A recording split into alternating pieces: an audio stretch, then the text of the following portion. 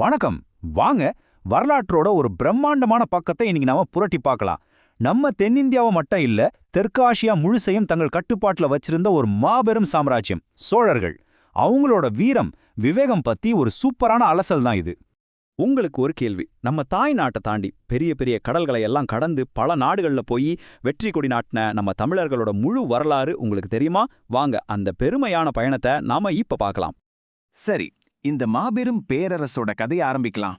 ஒரு சாம்ராஜ்யம் எப்படி விழுந்ததுன்னு தெரிஞ்சுக்கிறதுக்கு முன்னாடி அது எவ்வளோ பெருசா இருந்துச்சு, அதோட செல்வாக்கு என்ன, அதோட உச்சம் என்னன்னு நம்ம முதல்ல புரிஞ்சுக்கணும் இல்லையா? சோழர்கள்னா வெறும் நம்ம ஊர் ராஜாக்கள்னு மட்டும் நினைச்சிடாதீங்க. அவங்க காலத்துல அவங்களோட புலிக்குடி தென்கிழக்கு ஆசியா வரைக்கும் பறந்துச்சு. சொல்லப்போனா அவங்க ஒரு முக்கியமான உலக சக்தியாவே இருந்தாங்க. ஒரு காலத்துல கிட்டத்தட்ட செல்வாக்க இழந்த சோழ வம்சம் எப்படி திரும்பவும் எழுந்து நின்னு ஒரு பெரிய சாம்ராஜ்யமா உருவாச்சு. இது ஒரு செம்ம கம்பேக் ஸ்டோரி. வாங்க இந்த அத்தியாயத்துக்குள்ள போலாம். ஒரு கட்டத்துல ரொம்ப சின்ன அரசர்களா இருந்த சோழ வம்சம் 9ஆம் நூற்றாண்டுல விஜயாலய சோழன் தஞ்சாவூரை கைப்பற்றதுக்கு அப்புறம்தான் புத்துயிர் பெறுது. அது பெரும் ஒரு நகரத்தை ஜெயிச்சதில்ல, அது ஒரு பேரரசோட மறுபிளப்பு. அவருக்கு பின்னாடி வந்த பராந்தக சோழன் மாதிரியான மன்னர்கள் அந்த அடித்தளத்தை வச்சு ஒரு பெரிய சாம்ராஜ்யத்தை கட்ட ஆரம்பிச்சாங்க. இப்போ நாம சோழ வம்சத்தோட புகழின் உச்சத்தில இருந்த காலகட்டத்துக்குள்ள நுழையிறோம். ஆமாங்க, இதுதான் சோழர்களோட கோல்டன் பீரியட். இந்த நம்பரை பாருங்க, 716 அடி. இது என்ன நினைக்கிறீங்க? தஞ்சை பெரிய கோவில் கோபுரத்தோட உயரம். யோசிச்சு பாருங்க, 1000 வருஷத்துக்கு முன்னாடி இப்போ இருக்கிற மாதிரி எந்த டெக்னாலஜியும் இல்லாத ஒரு காலத்துல எப்படி அவங்களால இவ்ளோ பெரிய ஒரு விஷயத்த கட்ட முடிஞ்சது? இது அவங்களோட திறமைக்கு ஒரு மெய்ஸ்ல இருக்க வைக்கிற சாட்சி. இந்த சாதனைகளை பாருங்க. இது வெறும் வெற்றிகளோட லிஸ்ட் இல்ல. இராஜராஜ சோழன் கட்டின தஞ்சை பெரிய கோவில், அது வெறும் கோவில் மட்டும் இல்ல, அது சோழர்களோட அதிகாரம், பொருளாதாரம் எல்லாத்துக்கும் மையமா இருந்துச்சு. அவரோட மகன் இராஜேந்திர சோழன் அப்பாவே மிஞ்சிட்டாரு. கங்கை வரைக்கும் படையெடுத்து போனது ஒண்ணுன்னா, கடல் கடந்து கடாரத்தை, அதாவது இன்னைக்கு இருக்கிற மலேசியாவை ஜெயிச்சது இன்னொன்னு. இது இந்திய பெருங்கடல்ல அவங்களோட கடற்படை எவ்வளோ சக்தி வாய்ந்ததுன்னு உலகத்துக்கே காட்டுச்சு.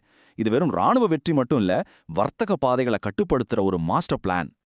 இதுல ரொம்ப சுவாரஸ்யமான விஷயம் என்னன்னா, இந்த குடவோலை முறை. அதாவது கிராம சபை உறுப்பினர்களை தேர்ந்தெடுக்க தகுதியான ஆட்களோட பேரை பனையோலையில எழுதி ஒரு பானையில போட்டு ஒரு சின்ன குழந்தைய விட்டு எடுக்க சொல்லுவாங்க. அந்த காலத்திலே பாருங்க எப்படி ஒரு ஜனநாயக முறையை கடைபிடிச்சிருக்காங்கன்னு. ஆனா எந்த ஒரு சாம்ராஜ்யமும் நிரந்தரம் இல்ல இல்லையா? புகழோட உச்சியில இருந்த சோழ பேரரசு எப்படி கொஞ்சம் கொஞ்சமா சரிய ஆரம்பிச்சுது? அதுக்கு என்ன காரணம்? வாங்க அதை பத்தி பார்ப்போம். சில சமயம் ஒருத்தரோட பெரிய பலமே அவங்களுக்கு பெரிய பலவீனமா மாறிடும். சோழர்கள் விஷயத்திலையும் அதுதான் நடந்தது. அவங்களோட சக்தி வாய்ந்த இராணுவமும் கடற்படையும் அவங்கள தொடர்ந்து போர்ல ஈடுபட வச்சுக்கிட்டே இருந்துச்சு. இந்த தொடர் போர்களால அவங்களோட கருவூலம் காலியாக ஆரம்பிச்சுது. அதே நேரத்துல தெற்குல பாண்டியர்கள் பலம் பெற ஆரம்பிச்சாங்க. இதுக்கு நடுவுல உள்நாட்டிலையும் குழப்பங்கள் வெடிக்க அந்த பெரிய கோட்டையில விரிசல் விழ ஆரம்பிச்சுது. கடைசியா சுமார் 400 வருஷத்துக்கும் மேல தெற்காசியாவையே ஆண்ட ஒரு மாபெரும் சாம்ராஜ்யம் 13ஆம் நூற்றாண்டுல முடிவுக்கு வந்தது. பாண்டியர்களோட எழுச்சி, உள்நாட்டு குழப்பம்னு ரெண்டும் சேர்ந்து சோழர்களோட புலிகொடிய மெதுவா சரிய வச்சுது. ஒரு பெரிய சகாப்தம் முடிவுக்கு வந்தது. சோழர்களோட ஆட்சி வேணா முடிஞ்சிருக்கலாம், ஆனா அவங்க விட்டுட்டு போன விஷயங்கள், அவங்களோட மரபு இன்னைக்கும் நம்ம கூட வாழுது. அந்த அழியாத தடயங்கள் என்னன்னு பார்க்கலாமா? சோழர்களோட ஆட்சி முடிஞ்சாலும் அவங்களோட அடையாளங்கள் நம்ம வாழ்க்கையில இன்னைக்கும் இருக்கு. நாம பார்க்குற பிரம்மாண்டமான கோவில்கள் வெறும் கட்டடங்கள் இல்ல, அது ஒரு இன்ஸ்பிரேஷன். காவிரி டெல்டாவில் இருக்கிற பல ஏரிகளும் அணைக்கட்டுகளும் சோழர்கள் கட்டினது தான். அது இன்னைக்கும் விவசாயிகளுக்கு வாழ்வாதாரமா இருக்கு. அவங்களோட கிராம நிர்வாக முறை இன்னைக்கு இருக்கிற பஞ்சாயத்து சிஸ்டத்துக்கே ஒரு முன்னோடி. சோ அவங்களோட மரபு காலத்தால் அழியாதது. சோழர்கள் அவங்க பேரரசை விரிவுபடுத்தினது மட்டும் இல்ல, பல கலாச்சாரங்களோட வர்த்தக தொடர்பு வச்சிருந்தாங்க, அவங்கள மதிச்சாங்க. யாதும் ஊரே யாவரும் கேளிருங்கிற அந்த பெரிய தத்துவத்துக்கு ஒரு சிறந்த உதாரணமா அவங்க இருந்தாங்கன்னு சொல்லலாம். 1000 வருஷம் ஆயிடுச்சு. ஆனா ஒரு பேரரசோட எழுச்சி, வீழ்ச்சி, அவங்களோட சாதனைகள், தவறுகள், இது எல்லாத்திலிருந்தும் இன்னைக்கு நாம கத்துக்க வேண்டிய பாடம் என்ன?